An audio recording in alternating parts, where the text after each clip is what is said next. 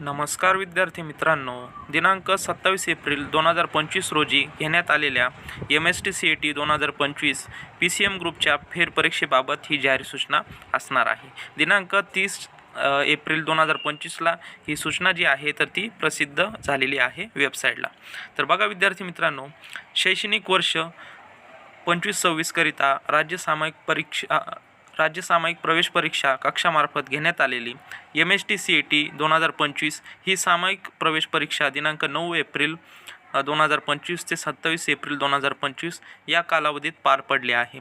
सदर परीक्षेदरम्यान दिनांक 27 एप्रिल 2025 रोजी सकाळच्या सत्रात झालेल्या परीक्षेमध्ये उमेदवारांना गणित विषयाशी संबंधित तांत्रिक अडचणी उद्भवल्याबाबत उमेदवारांनी ईमेल, पत्र, तिकीट सिस्टीम, दूरध्वनी आणि प्रत्यक्ष CET कक्षास भेट देऊन पालक उमेदवारांनी आक्षेप तक्रारी नोंदवल्या आहेत।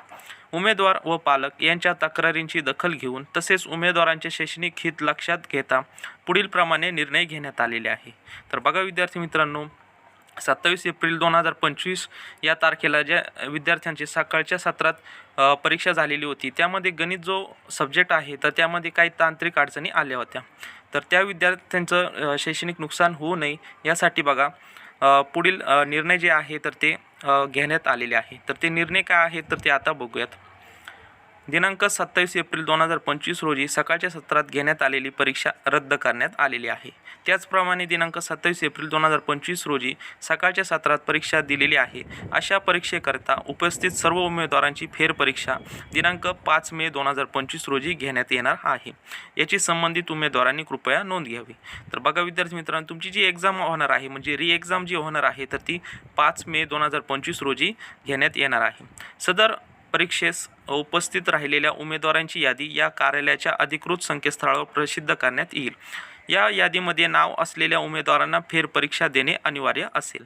तर बघा विद्यार्थी मित्रांनो, मग 27 एप्रिल 2025 रोजी सकाळच्या सत्रात जे विद्यार्थ्यांचं गणित विषयामध्ये जे तांत्रिक अडचणी आलेल्या होत्या तर ते विद्यार्थ्यांच्या सर्व नावाची यादी जी आहे तर ती वेबसाईटला येणार आहे। त्यामध्ये ज्या विद्यार्थ्यांचं नाव असणार आहे त्या विद्यार्थ्यांना री एक्झाम देता येणार आहे। तसेच बघा, सदर फेरपरीक्षेचे प्रवेशपत्र उमेदवारांना त्यांच्या लॉग इनमध्ये उपलब्ध करून देण्यात येईल। उमेदवारांनी अधिकृत माहितीसाठी राज्य CET कक्षाच्या संकेतस्थळ www.mahacet.org वर नियमितपणे भेट द्यावी। तर बघा विद्यार्थी मित्रांनो, तुमची जी री एक्झाम होणार आहे तर ती 5 मे 2025ला होणार आहे आणि तिचे हॉल तिकीट जे आहे तर ते तुम्हाला लॉग इनला भेटून जाणार आहे। तर अशा प्रकारे आज आपण जी राज्य सामायिक प्रवेश परीक्षा कक्ष महाराष्ट्र राज्य मुंबई मार्फत जी सूचना आली होती तर त्याविषयी आपण माहिती बघितलेली आहे। तर विद्यार्थी मित्रांनो, आपल्या चॅनलवर जर तुम्ही नवीन असाल तर चॅनल सबस्क्राईब करून ठेवा, म्हणजेच तुम्हाला नवनवीन व्हिडिओ तसेच नवनवीन अपडेट्स तुम्हाला भेटत जातील। तर भेटूयात नवीन अशा एका व्हिडिओमध्ये, तोपर्यंत धन्यवाद।